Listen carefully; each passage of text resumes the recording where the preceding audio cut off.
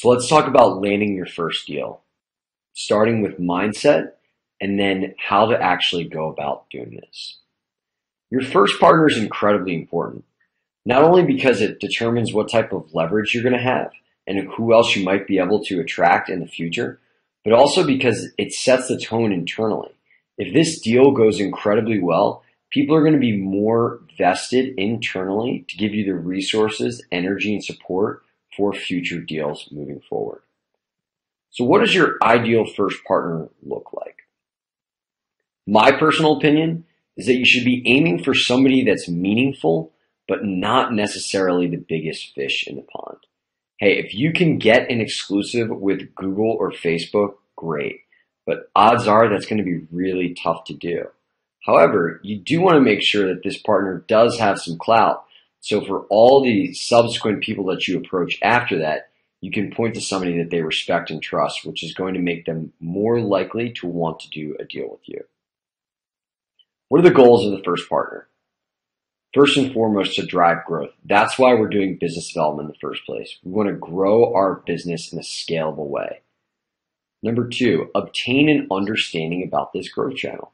Again, we can hypothesize around what's going to work, what's not going to work. But ultimately, it comes down to experience and iterating that will really determine what is going to be the most effective use of our limited time and energy to grow in the BD channel. Number three, achieve verifiable results. One of the things that you're up against in business development is basically being able to prove to someone that working with you is a good idea. And the absolute best way to do this is to have concrete evidence that you can point to that says, look what I've done for somebody else. There's no question in my mind that I can replicate these results for you. And much along the same lines here, you want to get social proof, right? So verifiable results certainly help with buy-in, but so does just the mere fact that you're working with somebody else. If somebody else that people respect has bought in, it's going to be easier for them to say yes. There's just not as much risk there or perception of risk once somebody else has bought in. So why isn't it necessarily a good idea to go straight for the biggest player in your market? Well, first impressions are everything. And when you enter these discussions, it might be your only chance to get in front of this person. So if you think that your first chance before you have any partnerships that you're going to be able to pitch as effectively as when you might have things in the future like case studies, social proof, all the things that make people more likely to comply, then by all means, go ahead and try to pitch the biggest partner. But usually people don't have these things and they don't have any other partners, which is why I recommend that you don't start out with going with the absolute biggest, baddest person in your market. Once you get a few deals under your belt and you get the assets like the case studies, the social proof, the results you can point to, then you want to get to the big players. At this point, you're just more likely to get buy-in because there is an inherent risk in working with a startup. And you just want to make sure that that first impression is as positive as possible. So what type of things should you be looking for in your first partner? Number one, you want to make sure that they are big enough to actually create impact. If you're going to spend a lot of time on doing some type of speculative initial deal, you want it to be big enough so that you can understand if these type of relationships are a good fit. Number two, you want to make sure that there's a good culture fit there. And part of the culture fit for a startup means being able to move quickly. If your first deal is going to take a year to yield any understanding or even ROI, it's probably not a good fit for you. So one of the ideal cultures for first partners for startups is that the companies that you're working with are agile and they want to see things executed quickly. Much along the same lines here, you want these people to realize that they're working with a startup. They need to be flexible. Somebody that's incredibly rigid is going to be challenging to work with. They probably aren't going to provide metrics, which we'll talk about in a second, and it's just going to make it difficult for you to really get the understanding that you're looking for in this initial deal. You want somebody that's going to agree to give you the metrics you need to create the case study. Because once you have that deal and you have a case study that shows you can provide verifiable results, it's going to be much easier for all the other dominoes to fall and for you to just go out and pitch people effectively because, again, you have what everybody wants, results. You want to look for some type of indication that the relationship with your company is going to be a priority. The last thing that you want is to go and work with somebody that doesn't necessarily care about the success of this relationship, because all future potential partners are going to look at this relationship as a proxy for whether you'll be able to drive value for them.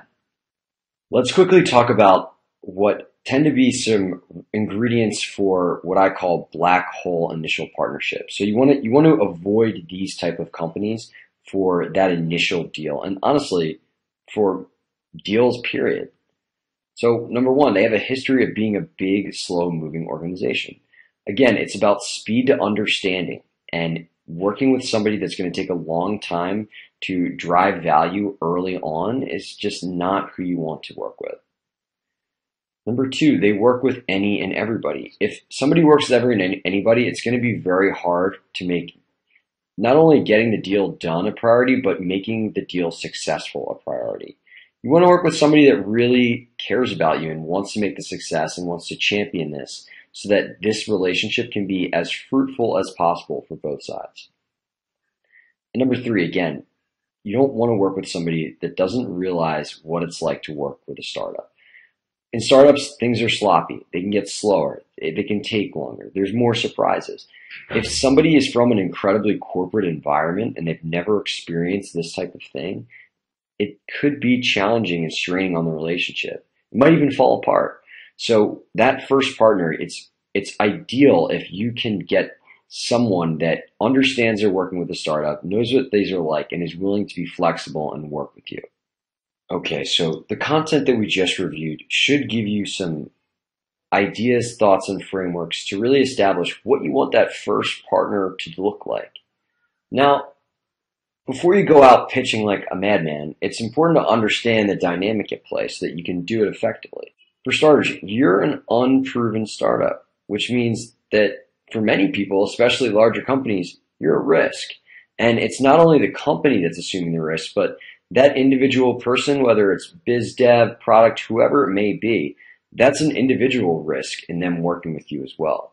So you need to be very mindful of this and need to honestly actively look for ways to de-risk the relationship however you can, as well as figure out ways to maneuver around the fact that working with you might be a risk for the company. And we'll get into that later, but just something to be mindful of as you start to think about that initial approach. Let's talk about incentives. And these incentives are what you can lever to get somebody to buy in, even when you're a risk because you're a startup. Number one incentive for pretty much every company is to make money. If you can satisfy that incentive, there's going to be a strong inclination for somebody to want to do a deal with you.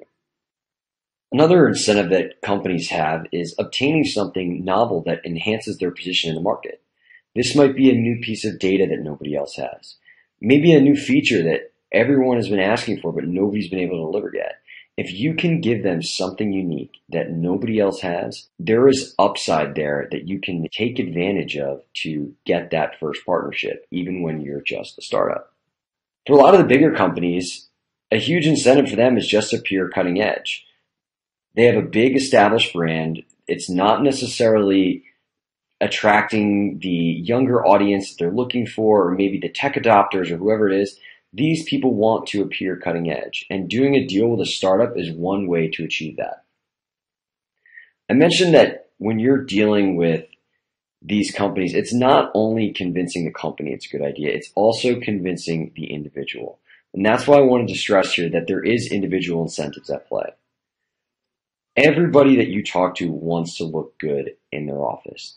They want to please their boss. They want to look good in front of their colleagues. So you need to convince this person and convey to them that doing a deal with you is going to be a big success and it's going to make them look great internally. You also want to convince them that there's not a lot of risk, even though there might seem like risk.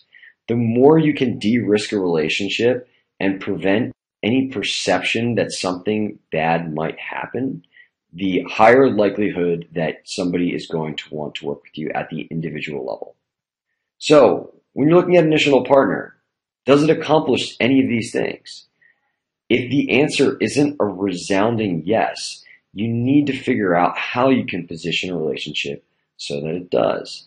And we're going to go more into positioning later, but you need to be able to, at the onset at least, be able to convey that a relationship between another company and yours is going to accomplish either the ability to make money, the ability to enhance their position in the market, the chance to make somebody look good in front of their boss, maybe to make the company appear cutting edge. It has to touch one of these things. So it's really important that you can at least accomplish one of these things in your positioning. And again, we'll talk more about positioning later. Now, there's two schools of thought when it comes to approaching getting that initial partnership. There's people who think the best way to go is going after a friendly company. Maybe you have somebody who is a friend of yours who has a company that might benefit from doing a deal, or maybe you know somebody at a particular company that makes total sense to do a deal. And the reason that people gravitate towards going after friendly companies for that first deal is it's easier to get initial buy-in when you have a friend or contact at the company. And again, once you have that first deal, you can just have a whole lot more momentum from things like case studies, social proof, verifiable results. So often people choose to go after a company where they have an existing relationship for that first initial partnership. Then there's people that think the best route to go is actually to go after companies where you don't have a relationship. And the benefit of this here is that you get unbiased feedback about the type of relationship that you're proposing. Now, a lot of people just have to go this route by default because they don't necessarily have a company where they have a friendly relationship that meets their ideal partner criteria. Here's my humble opinion on where the best place to start is. You want to look for friendly companies who have a great brand and a real business. The reason I think that this is the ideal scenario is A, because you have a relationship with the company, you can get to a resolution often faster than if you didn't. And B, you get all the other benefits that we talked about earlier. You can use this initial partnership with this company to get more credibility, get the case study, get all the things you need to go out and generate more partnerships. And because this person has a real business, they're not going to make the decision just because they're your friend. They have a real business to run. So you also can get that unbiased feedback necessary to ensure that this type of relationship that you're proposing can be replicated across partners and that they're not doing you a favor just because of the relationship. Now, for your first partnership, whether you have a few companies that you have existing relationships with that might make sense, or you don't have any friendly companies, here's a simple early partner evaluation framework that you can use to see whether somebody might be a good fit to be that first partner. First thing you can evaluate is the size of the opportunity. And the way to do this is to look at your predefined key metric that you're trying to drive and measure that against the correlated partner metric. So for example, if I'm looking to do a channel partnership and I assume that maybe 1 to 5% of customers that are introduced to my product are going to convert, then I can basically look at, okay, how many customers does this partner have? And if they convert at 1% or 5%, does that opportunity seem meaningful to my business? Second thing you want to look at is whether they're a culture fit. So what does this company care about? Do they value the same things as my company? Is this somebody who's going to be an ideal partner for the long run and that really I can lean on to model out all of the future partnerships? This is super important that you get this right because, again, this person sets the tone for all of the relationships moving forward. And lastly, what is the track record of this partner? Now, they could be a great partner 2 years down the road, but are they somebody that I want to do that first partnership with? Are they going to be somebody that's easy to work with, that's flexible enough to work with a small startup? Or are they somebody that's slow moving and a giant pain and it's going to take a long time for me to understand whether this type of relationship yields a high ROI for my company? Now, there's certain ways that you can figure out all three of these things before actually even talking to the partners. And I call this partner evaluation recon or reconnaissance. Let's go ahead and take a look at this.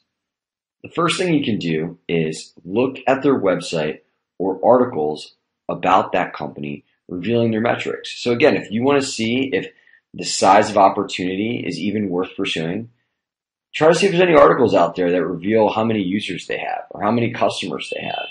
A lot of times people publish this in press releases to, brag about how well they're doing. So you want to look for those type of articles to see if this actually represents a meaningful opportunity. And once you've found those metrics, you can actually go ahead and take it a step further and model out the opportunity just to get an even more definitive sense on what the ROI of the relationship might be. So I just put together a little example here in Excel where I'd look at if I was potentially doing an email swap where I was trying to convert somebody else's user base to subscribers of my service. I could look at, okay, here's how many active users they have. If I assumed anywhere from 0.5% of a conversion rate to 5% of a conversion rate, how many new users would I get? If I did this every single month, how many new users would that represent a month? If there was a churn rate, what would that look like? These are all things that you can really kind of try to predict and hypothesize around that gives you a better sense of whether this is an opportunity that is worth your time and energy at this point. For figuring out whether they're a culture fit and their track record, you're going to want to lean on people that have worked with them before. So you can ping your own personal network, and I like to go on LinkedIn and see who shares common connections to that company.